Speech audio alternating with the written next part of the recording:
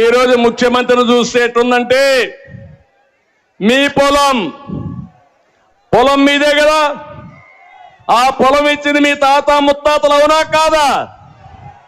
దానిపైన బొమ్మ ఎవరిది బొమ్మ?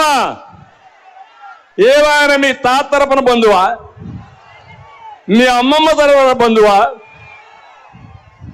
ఆయన బొమ్మ ఏంటి? మీకు రోషం లేడా అని మిమ్మల్ని అడుగుతున్నా. భూమి నీది, బొమ్మ అయింది. బొమ్మల పిచ్చోడు. కడాన ఇంకోటి చూడండి, మీ భూమి నెమ్మల రాళ్ళు వేసాడా, రాళ్ళు అవి కూడా కొన్ని మార్చేశాడు. భూమి మొత్తం మారిపోతా ఉంది, రికార్డ్స్ అన్ని మారిపోతున్నాయి. దానిపైన బొమ్మ ఎవరిది తమ్ముళ్ళు?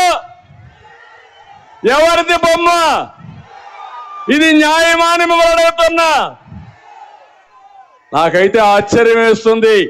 ఇది ఎక్కడ రంగుల పిచ్చోడో నాకైతే అర్థం కాల. ఏంటి రంగుల ఆటలు? ఇంకో పక్క అన్నిటికంటే ప్రమాదం, కొత్త చట్టాన్ని ఒకదాన్ని తీసుకొచ్చాడు.